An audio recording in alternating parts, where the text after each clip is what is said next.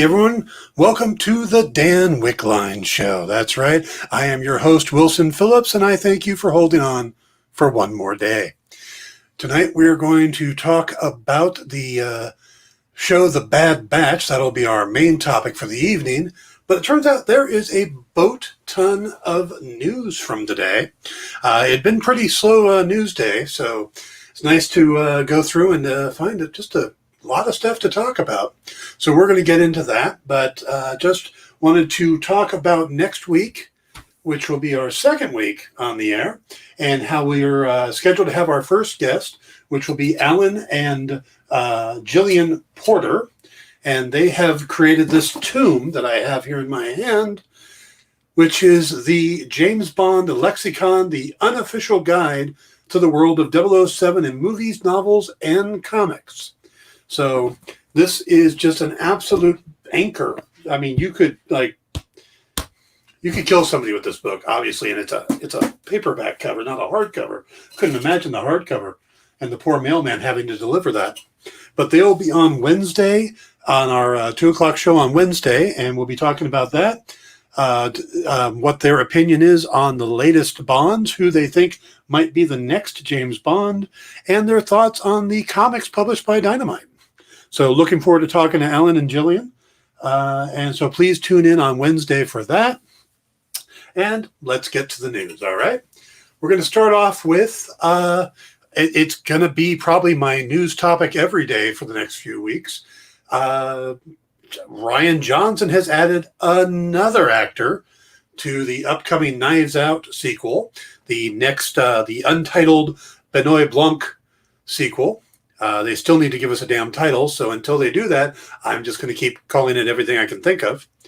But they're adding Catherine Hahn. Yes, it was Agatha all along. She's going to be joining the film that already has Daniel Craig returning as Blanc, and has added Dave Bautista, Edward Norton, and Janelle Monáe. So this is already growing into quite the cast, which, of course, the first movie was. The first movie had Don Johnson and Michael Shannon and Chris Evans and just on, Christopher Plummer, Jamie Lee Curtis. I mean, it was quite the film.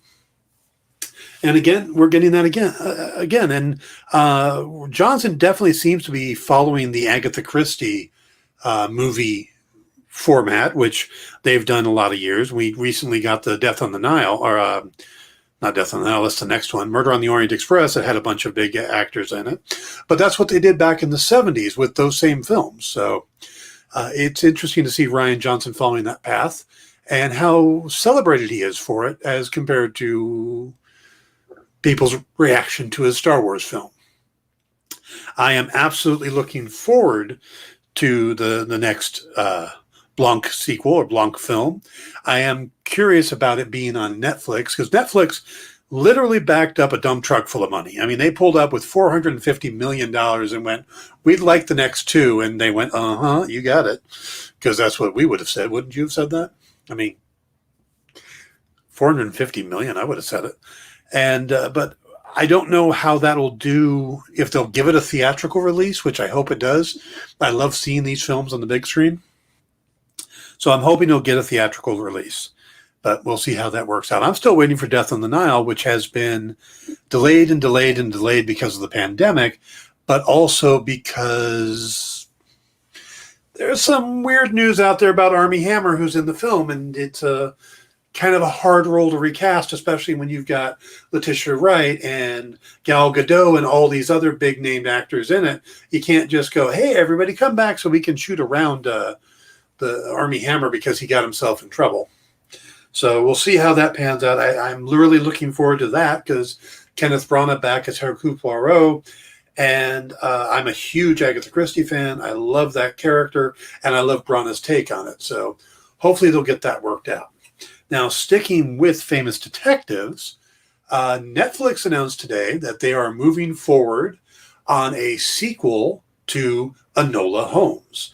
That was the film with Millie Bobby Brown as the younger sister of Sherlock Holmes and Mycroft Holmes.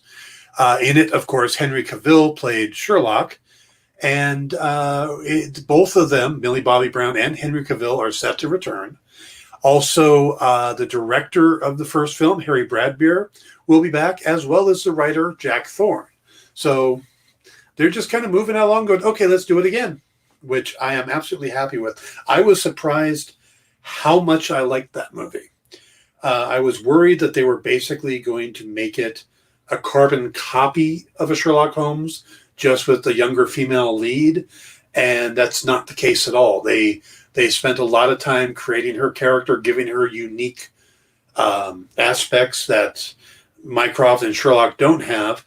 Plus, they gave us a slightly different side of Sherlock. Now, is it as accurate as, the Arthur Conan Doyle books? No. He doesn't have a sister.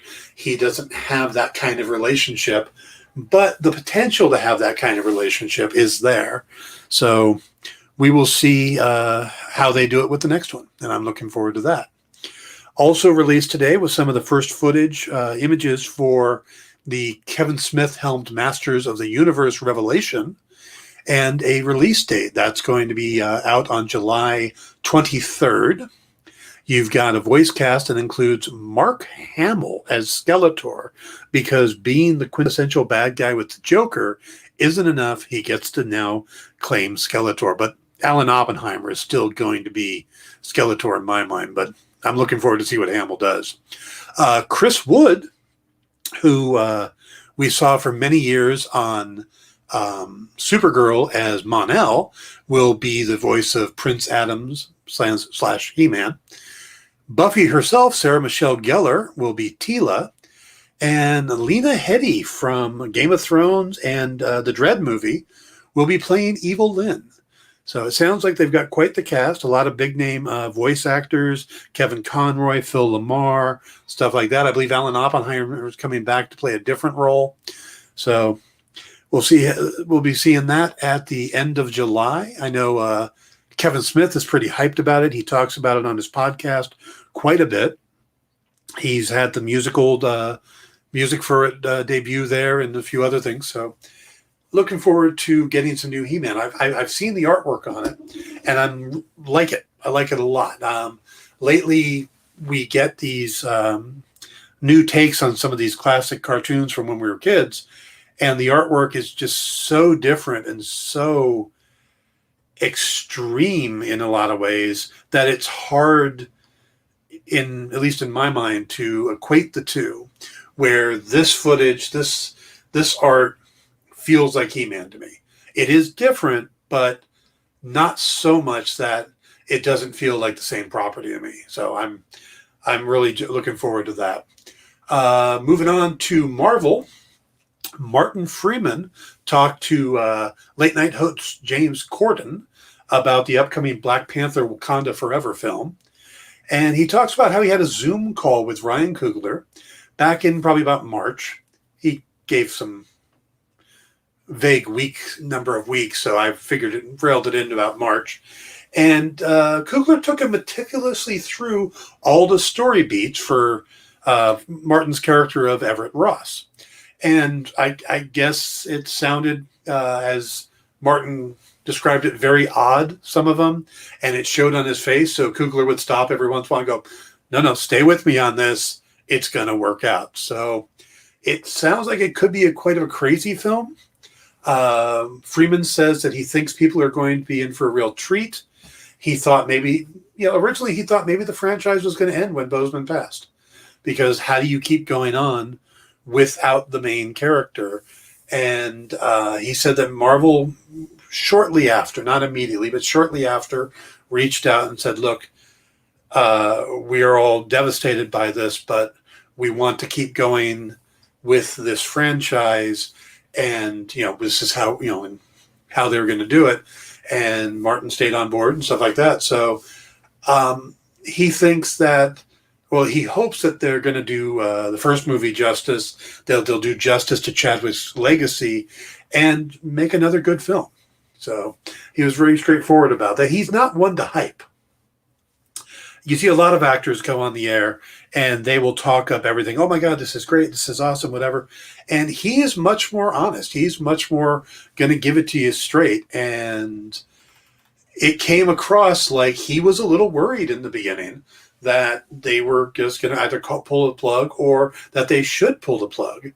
But he looks like he's swung around and is on board now. And that makes me feel better because, like I said, he's very honest in his interviews and stuff, and he'll skip and not answer something if he can't. But when he does answer, you are getting pretty much straightforward what he thinks. Other big news with television, the CW network, home of Arrowverse, Riverdale, and the new Walker, Texas Ranger, it's going to be expanding its broadcast hours. Now, up until 2018, it was Monday through Friday, 2 hours a night. In 2018, they expanded to Sunday nights, where they introduced Batwoman, and they moved Supergirl to combine with it. And then they were doing 6 nights a week. Well, that doesn't give me a starting date, but they're going to be expanding to 7 days a week, as they are going to be having original programming from 8 to 10 on Saturday nights coming up this fall. And so that's going to be a full 7 days a week, which is something they'd never done as the CW and something they never did when they were separate entities, which was the WB and the UPN. So going to get 7 days a week, which means that there's more room for more Arrowverse shows. Just saying. I mean, we can get a few more on there. I mean, they've ended some, so we need more, right?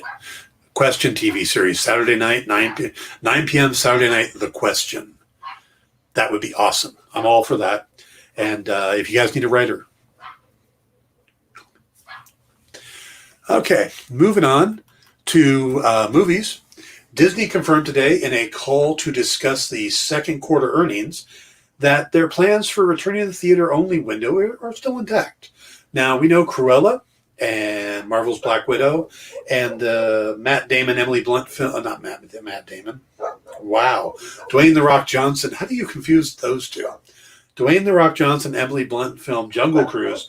They're all going to go ahead with the day and date release on Disney Plus. So they'll be in theater and on the Disney Plus for a premium charge at the same time. But after that, starting about August 13th is the release for this one.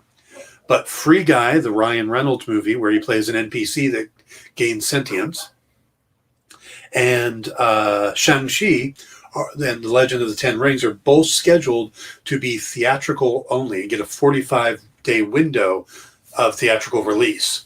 So that's a good sign that Disney's pretty confident that by August we're going to be fully able to be back in the theaters. Now, after that, Disney's also kind of celebrating because The Falcon and the Winter Soldier took the top spot on the Nielsen streaming ratings for the week of April 12th through the 18th. A whopping 855 million minutes were viewed. Only the second time that Disney has chopped the tarts. How about topped the charts that are normally dominated by Netflix? Now, the other time was when Soul came out. So that was a movie. This is the first time one of their series has actually done it. So more so than WandaVision, more so than The Mandalorian, The Falcon and the Winter Soldier got the attention of the fans. And this was the 5th episode. So right after Cap did everybody was back for episode 5. And the boat montage. I love the boat montage. Well, that's so the 6th episode we haven't got the numbers for that yet. And there's a good chance that that's going to be much, huge. They're going to be even bigger numbers. So we'll have to see how that pans out. But there's a good chance that Disney Plus will be leading for those 2 weeks. And that is a first because up until now, it's been all Netflix. Also, having to do with Netflix, Variety is reporting that Netflix will be releasing a CG animated feature film of Ultraman. Now, this film will be separate from the ongoing Netflix series because that won't be confusing at all. And it will be directed by Shannon Tyndall of Coraline and John Aoshima of DuckTales. And the film will follow Ken Sato, a superstar baseball player who returns to Japan to become the latest hero to carry the mantle of Ultraman.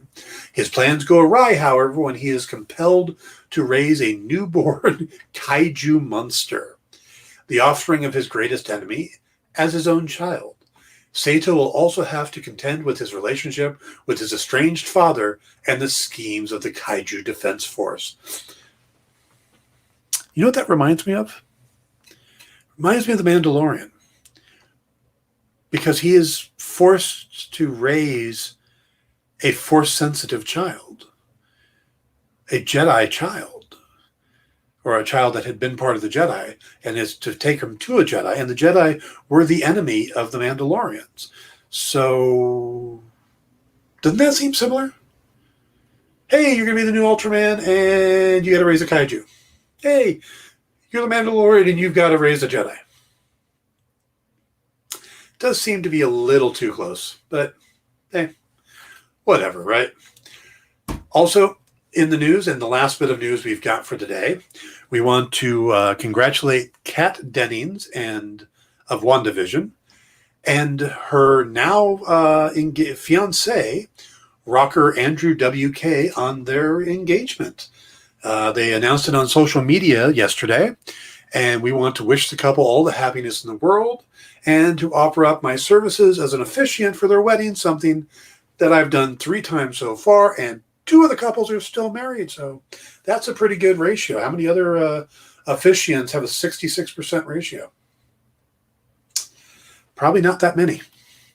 All right, before we move on, let me remind you folks that if you want to know what's going on here and get on our mailing list, you just need to go over to the Comic Shopping Experience at comicshoppingexperience.com, sign up on our mailing list, and you will get just the right number of emails reminding you of what we've got going on here. You won't get inundated. Nothing worse than signing up for a mailing list and having them hit you like 6 times a day, reminding you of every piece of crap they want you to know about. That's not us. We give you just what's coming up, and then we leave you alone. The perfect number of mailers. I see someone saying that I am the #1 fan of the Dan Wickline Show. Well, I appreciate that. We'll have to get you a t-shirt or something, or a cup. Well, thank you, Jen. All right, getting on to, let's see. Also, by the way, I should remind you, we have an Instagram. We put up pictures of all the crazy people that work here. We're, again, reminding you, if you're not a mailing list person, but you're an Instagram person, on Instagram, we are at the understore. This is a shopping thing, so understore makes kind of sense, but it's actually the underscore EXP1. That is our Instagram. You can follow us there, and you get to see all the people, pictures of the people that work here. I think I'm talking a little too fast today. Need to just kind of slow down a little bit. Slow down. Take it easy. It's been a hectic, busy day, and I am happy to be here with you guys talking comics and whatnot. If you tuned in last night, you would have seen me talk about The Black Knight. The first night that we did the upcoming movie Venom, which that trailer, the more I look at it, the more interesting it becomes, and how I think this is going to be a lead into getting Spider-Man in that world. I think there's a reason that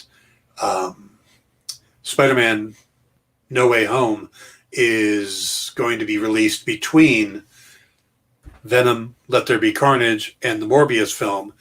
And I think that by the time, I don't think we're going to have a Spider-Man in this universe by the end of Venom, or maybe hinted at, but we will by the end of No Way Home. Because there's definitely homages to Spider-Man or references to Spider-Man in Morbius, including the appearance of Michael Keaton as Adrian Toomes, a picture or a poster of Spider-Man on the wall that says murderer, and bus ads from the Daily Bugle asking where Spider-Man is. So something has to happen between the two. And the only thing, unless they put it together in Venom, Let There Be Carnage, will be Spider-Man No Way Home. And we know that's involved with the multiverse. So there's a good chance that by the time we are done with that movie, Spider-Man and Venom will be in the same universe. Which Spider-Man? That's always a possibility. When you have multiple Spider-Mans, you could go different ways. Maybe Tobey Maguire ends up the Spider-Man in the Venom universe. Maybe Andrew Garfield comes back. Maybe we get a different Spider-Man altogether. Maybe it's Miles Morales Spider-Man. Something to think about. All right. I know that Jerry is watching, and I believe we need to do a commercial at the halfway point. Still figuring out the schedule here. But I think I got a little time to go on. So, there's Jerry. All right, you know what, Jerry? Let's go ahead and do a commercial now, and then I'll come back and I'll focus on the Bad Batch, Star Wars The Bad Batch, for the rest of the show. But this is a good chance to take a quick commercial break. So take it away, Jerry. Big news is on the way. 2 brand new sales shows and 2 classic shows are returning to the experience this week. Sign up for our mailing list to learn more.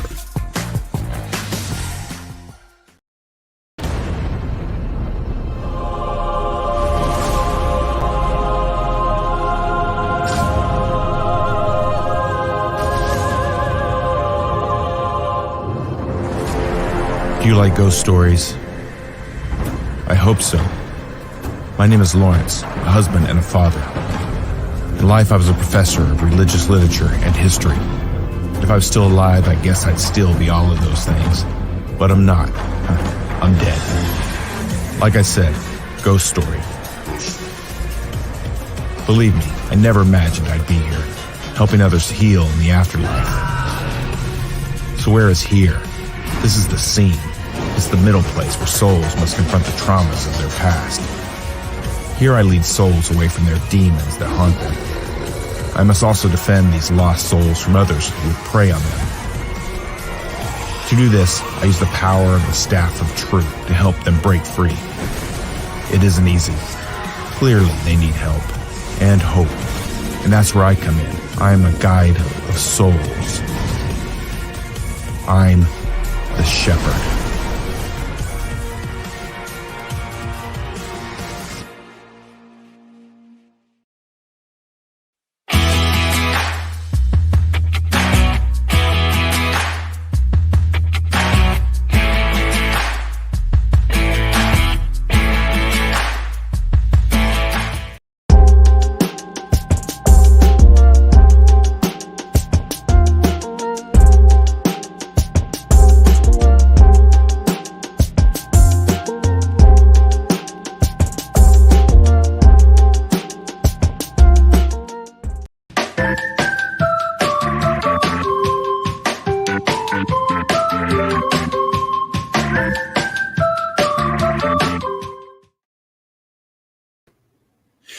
Hey, everybody, welcome back, and thank you, Jerry, for that commercial break. This is something new for me. Up until recently, up until today, I haven't been able to see the commercials. My screen usually just goes dead, and then I have to wait till Kyle pops back on and gives me the hi sign, and then I come back in. Now I'm actually able to see and hear everything thanks to a change of browser. So I got to see that commercial for Scout Comics, The Shepherd. And I got to say, that looks really good to me. I like the concept of having to help the lost souls in the afterlife and go up against the people going after them and keeping their demons at bay. And that artwork looks really good. When on Tuesday nights, Kyle and I do the in-stores this week, every week. And I always pull in the books from Marvel and DC and some of the bigger companies, and Kyle pulls in the smaller publishers. I mean, it's not knocking them. It's just the way it is. And Scout is one of his favorites. Scout, Behemoth, There's a couple that he always pulls from, and I haven't had a chance to check out Mushroom Scout, but that book looks particularly good to me. I think that's really neat looking. So I'm going to be looking for that next time I go to the comic shop. All right, let's get on to our main topic, which will be tonight. We're going to get a new episode. I say tonight, by the way. I am on the West Coast, so it's West Coast bias. In my mind, everything is West Coast. So when I give times for the show, it's 6 p.m. or it's 2 p.m. in the afternoon, not the 5 o'clock or 9 o'clock on the East Coast, because I've always lived on the West Coast. So for me, the Disney Plus shows drop midnight West Coast. So Thursday night, midnight, I get a new show. Now, most everybody else, they go to bed. I stay up, I watch the show. Now, if you're on the East Coast and it's 3 a.m., and you're probably going to catch it the next morning or in the afternoon, but there's a good chance that someone is going to spoil it, because us guys on the West Coast stay up till midnight, we watch it, and then while I do my best to post as spoiler free as possible, just good episode, hey, there's an after credit scene, stuff like that, there are other people that come out like after the WandaVision, the 8th episode of WandaVision went, oh my God, White Vision. It was the White Vision. We knew it. Yeah. And that kind of spoils it for everybody else. So first thing, if you are watching Disney Plus, there ought to be a moratorium. Unless there's something like an actual spoiler show, don't post spoilers. Give people a chance to see the show. And we're going to get it coming up with Loki. We're going to get Tuesday night, Wednesday morning, depending on where you are. You'll be getting Loki. So don't post Loki spoilers. Give it at least 24 hours. Give at least a chance for people to get up the next morning or get off work the next day and watch the show. Because not everybody can stay up till midnight or 3 a.m. or get up early enough the next morning to watch it before they go to work.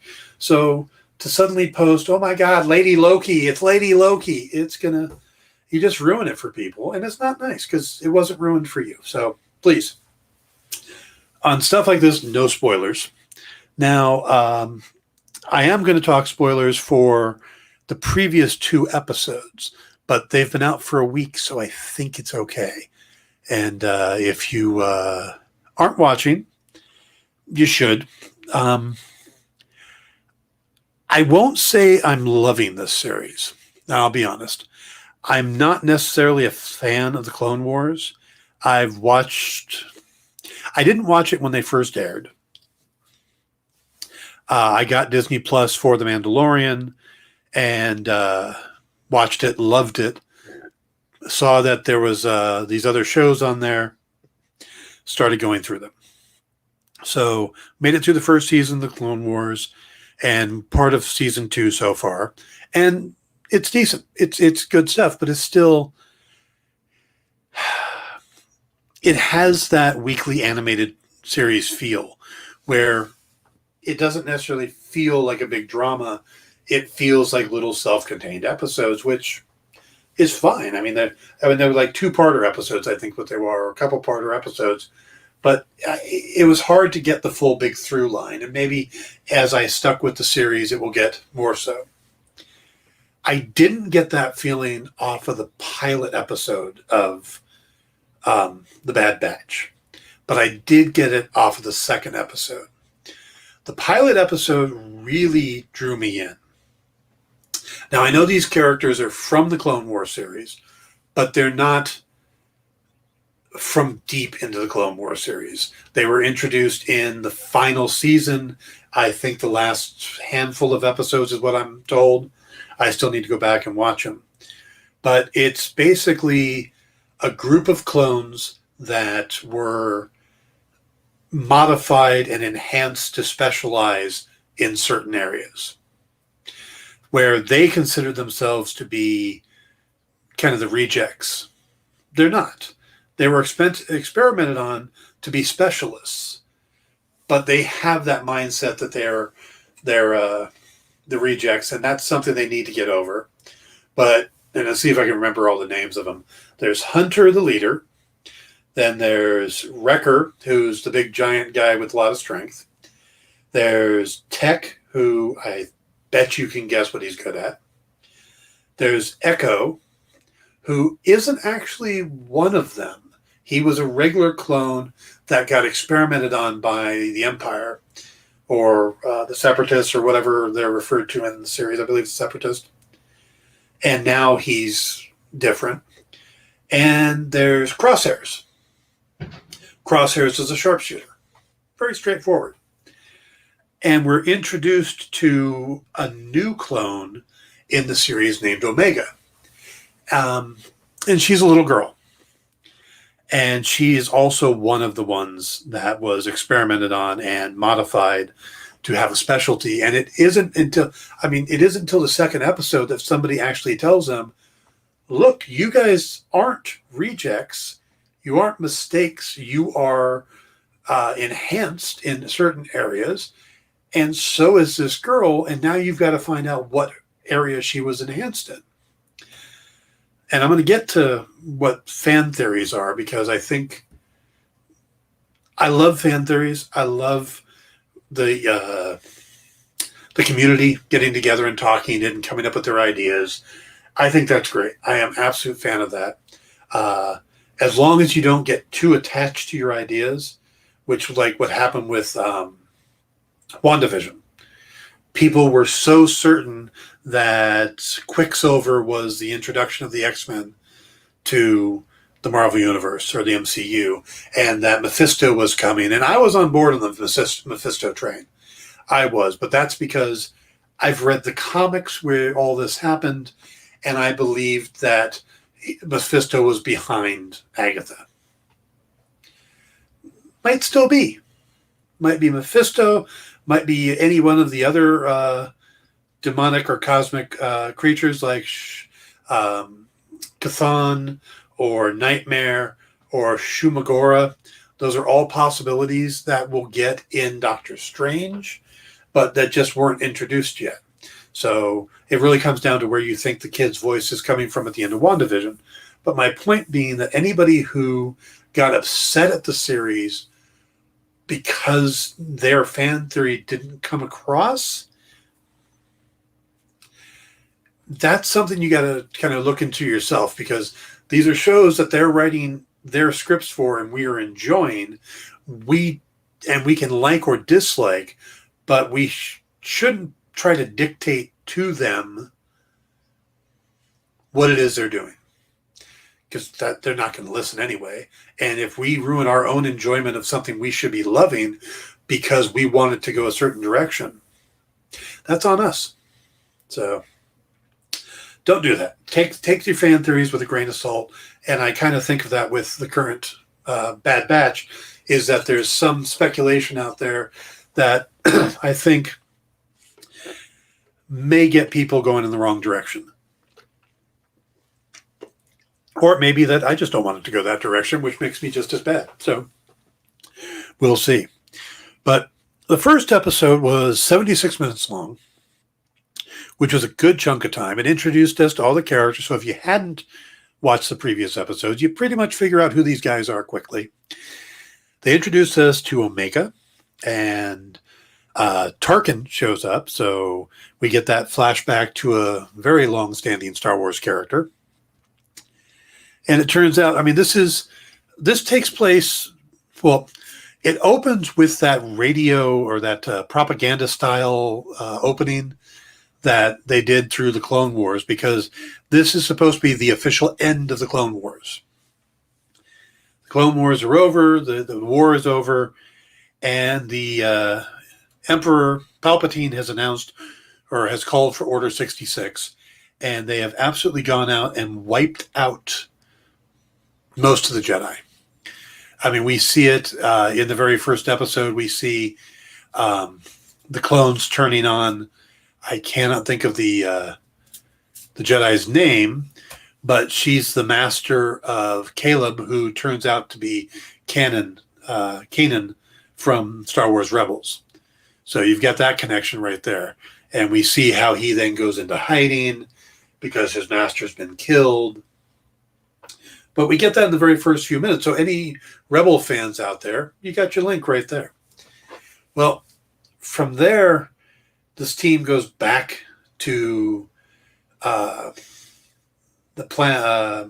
Camino, and we see that they don't really blend with the other clones, and the other clones are like, yeah, the Empire, we're in, we're good. Yep, we're going with the Empire now. All right, Galactic Empire, we're good. And the Bad Batch are like, wait, what? Clone Force 99 is just not. It's like, this sounds like a bad thing, and part of their enhancement took away the effectiveness of the control chip in the back of their heads. Well, on most of them. Throughout the whole first episode, they seem to be fighting with Crosshair, who is more about, look, we're supposed to be following orders. This is what we're supposed to be doing. But he's still loyal to Clone Force 99. Well, they start running these guys through tests, and Tarkin wants to see what they can do. So they get live fire tests and actually have to perform against, like I said, live fire. And this doesn't make them happy, of course, but Tarkin decides to send them on a mission, and the mission's a test. They're sent off to kill some separatists, and you find out it's just women and children and a few men, and it's Saul Guerrera. And these guys, used to be part of the good guys, and now they're on the other side, and it's really confusing to them. And even though Crosshairs protests, they let them go. But of course, they're being spied upon, and then they get them back and they get tested, and you find out that only Crosshair is. They put them all into a cell with Omega because they've decided they need to get out of there. That obviously this is not going the way it's supposed to go. They're going to go back to Camino, grab Omega, who is a clone like them, and get the hell out of there. Well, Crosshairs is fighting against them, and when they go back, they're expected. They get put into cells with Omega, so that kind of solved half the problem right there. They don't have to go looking for her. They put them in the cell right with them. Wasn't that lovely?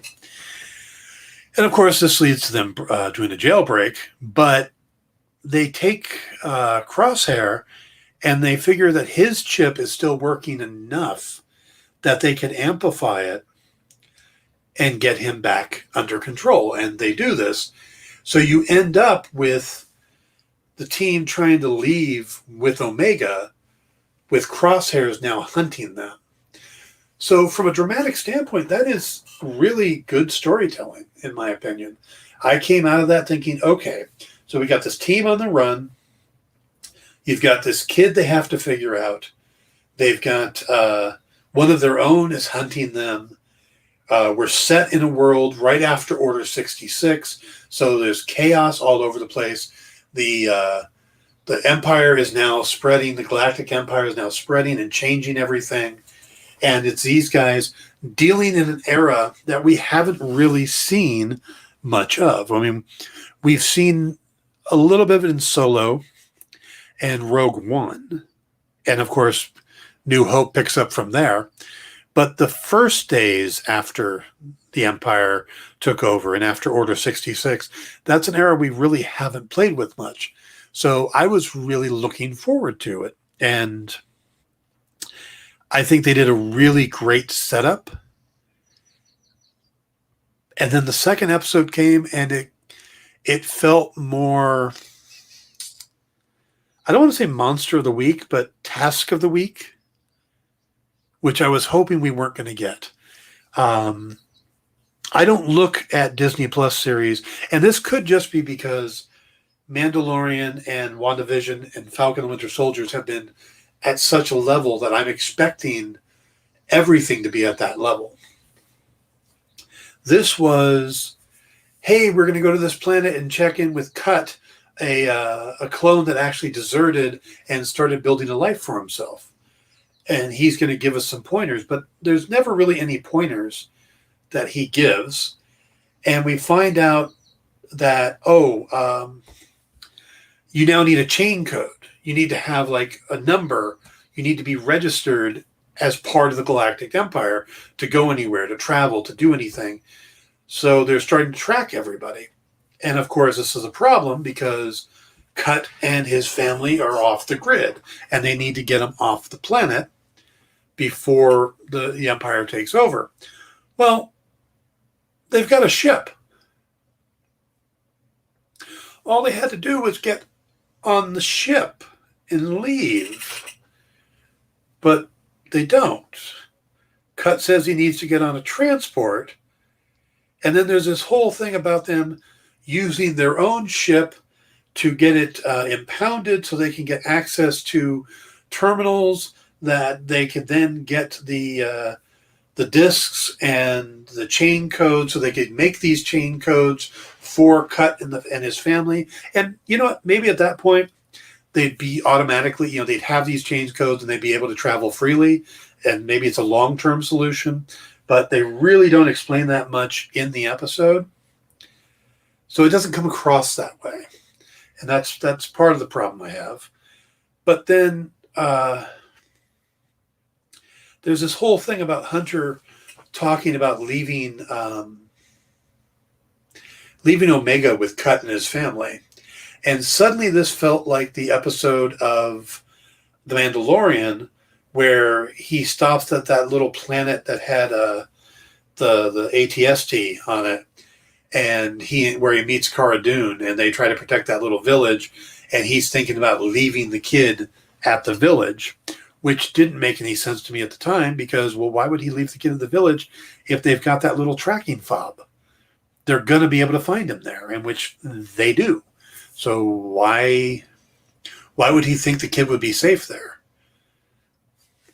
Anyway, so it felt like that he needed that reassurance episode, or that episode that makes Hunter realize that Omega is actually part of the team and belongs with them. And yeah, that's kind of what it does. But again, it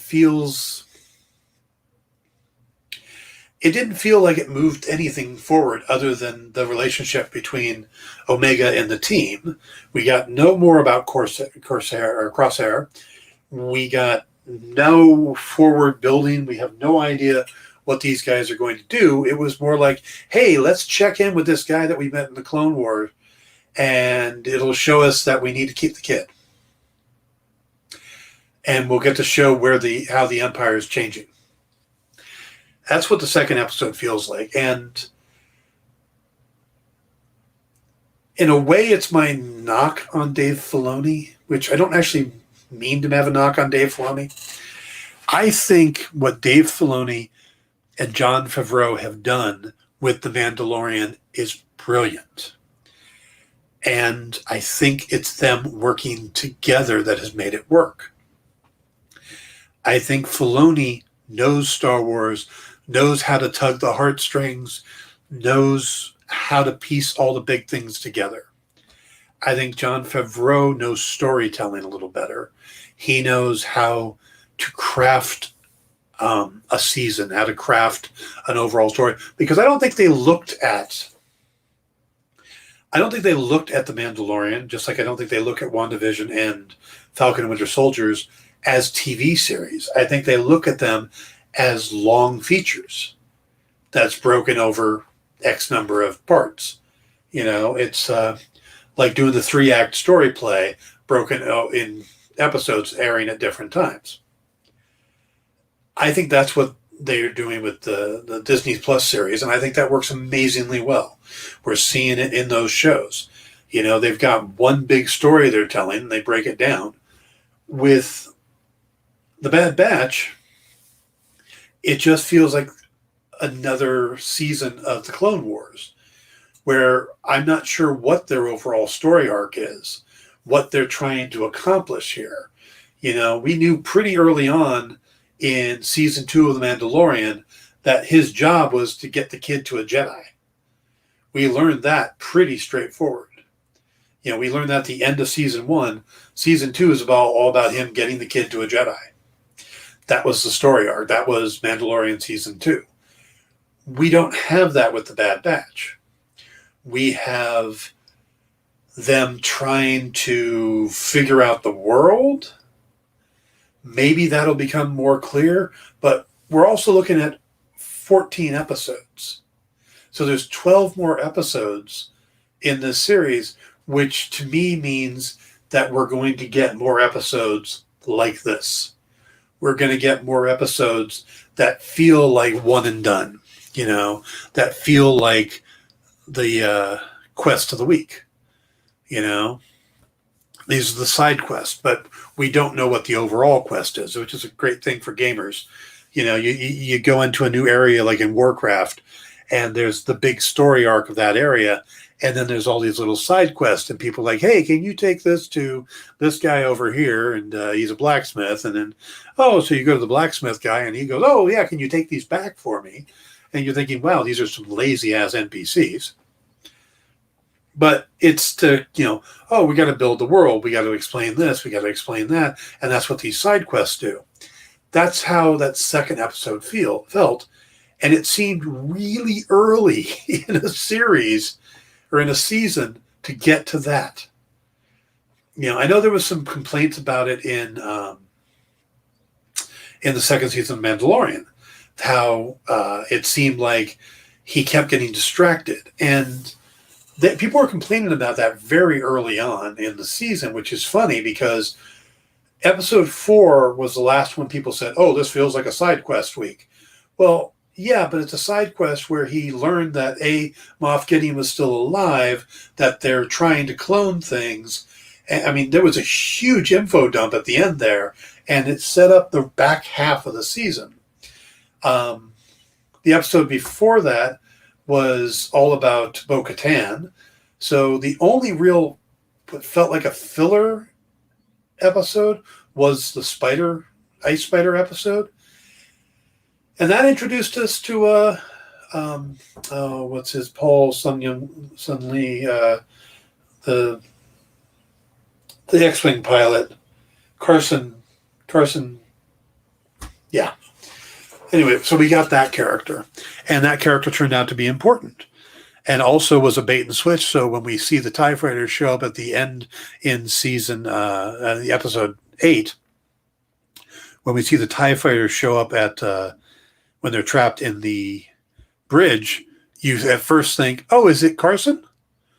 Is that it?" And it's just to give you that momentary hesitation that we've established seeing X-Wings in the season.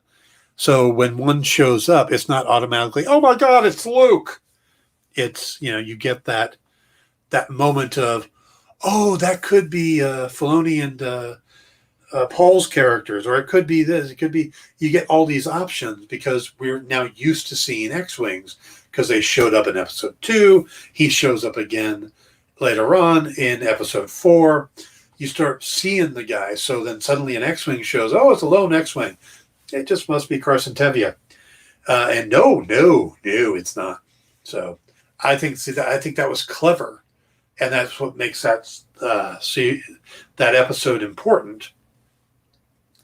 And that even though he's a Mandalorian and kind of wanted because of what he did with the jailbreak, there are people that saw what he did and he's not necessarily in trouble.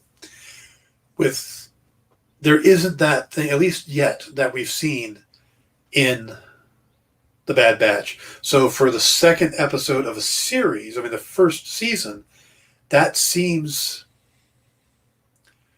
really out there. That seems like, okay, this is going to be a long season. It's not going to be fast-paced. It's not going to be a tight, cohesive season. It's going to have these little side trips. And I'm hoping we don't get too many of them. I would like to see the show be a tight season because that's what I've come to expect from Disney+.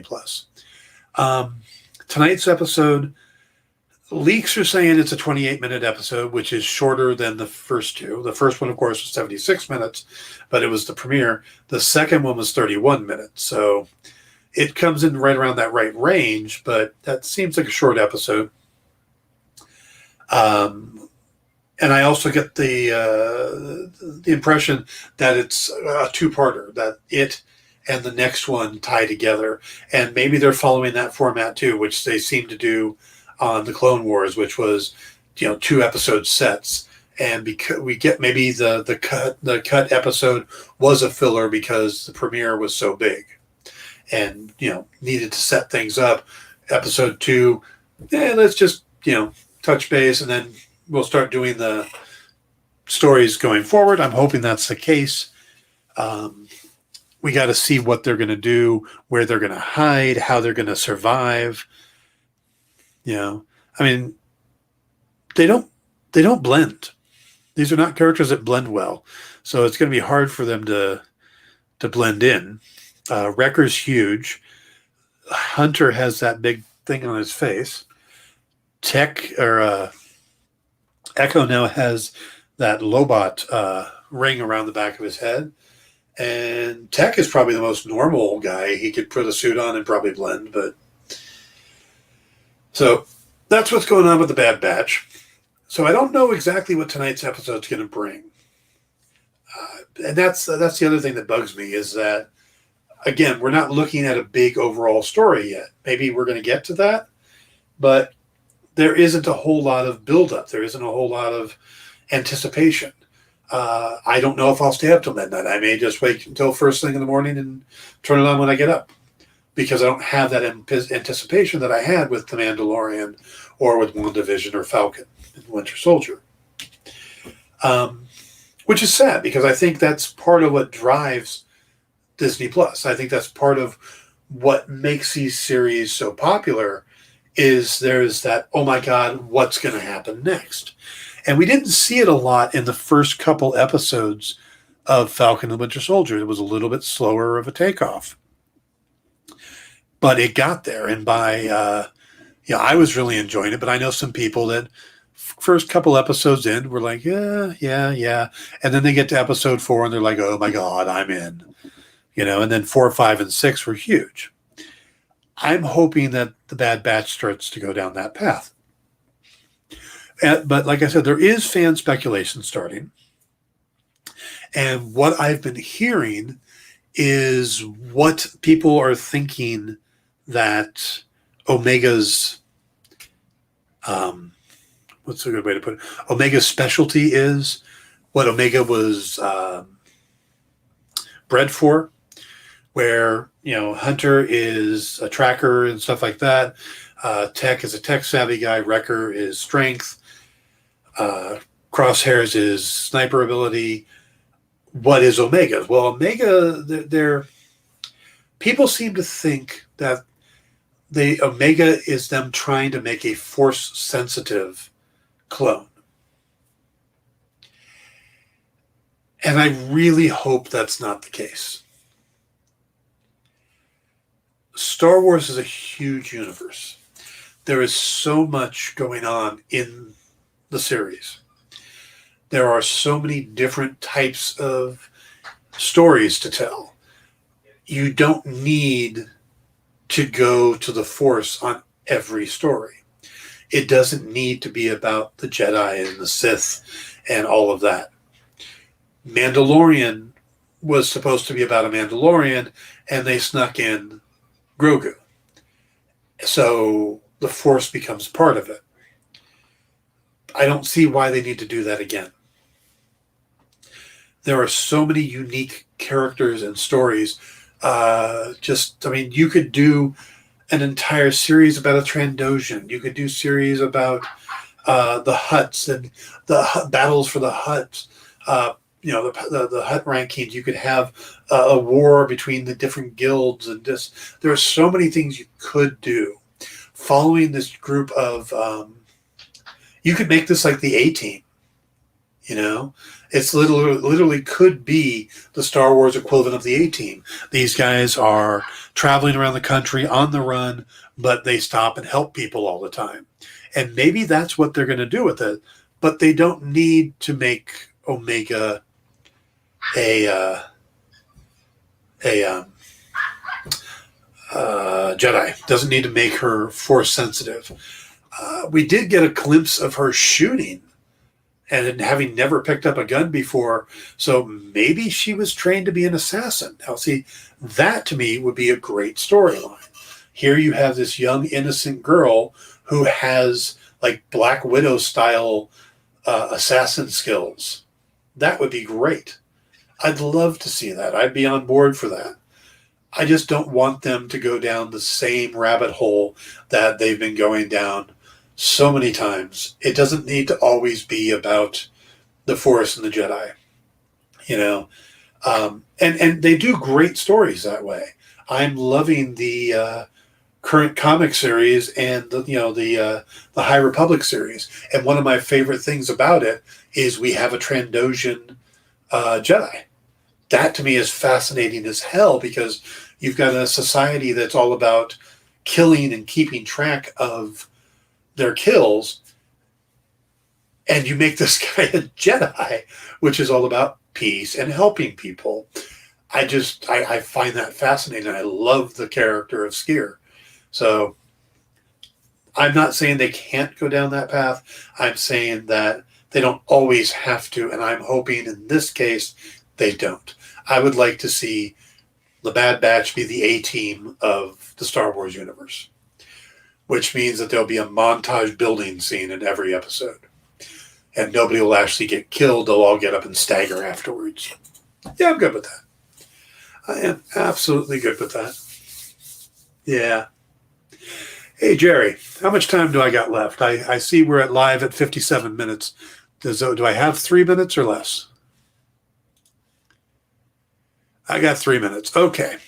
Well, folks, that is going to wrap it up for today. The Bad Batch airs tonight at midnight Pacific time, 3 a.m. Eastern on Disney Plus. I will be back on the Experience on Saturday at 4 p.m. Eastern, I believe, with my show Pop Go the Writers, where myself and Paul Story, I'm not sure which episode we're airing here. I do it live on my own YouTube channel, and then we re-air it here on Saturdays, so you can watch that. And then I will be back next week on Tuesday, Wednesday at 2 p.m. Pacific, 5 p.m. Eastern here on The Experience for the Dan Wickline Show. Thursdays, I'll be back for that at 6 p.m. Eastern or Pacific, 9 p.m. Eastern. And Tuesday nights, I join Kyle Northrup for In Stores This Week, where we talk about the latest books coming into the comic shops. So, yeah, you can't get away from me on this channel. I am everywhere. So please hit the like and subscribe buttons. If you're on YouTube, if you're on Facebook, hit the like button. We'd appreciate it. Please join our mailing list over at the comicshoppingexperience.com. Also, join us on Instagram at _EXP1. And I want to thank everybody for tuning in tonight. Thank you, Jen, for being my #1 fan of the show. I appreciate that greatly. And I hope you all have a lovely, lovely evening and have a great weekend. But stick around with The Experience. We got some great shows tomorrow night, great shows over the weekend. Nick will be around talking our art and original art, and Nick's always fun to watch. So stick around to The Experience. Thank you for joining us this evening. Have a great night. And thank you, Jerry.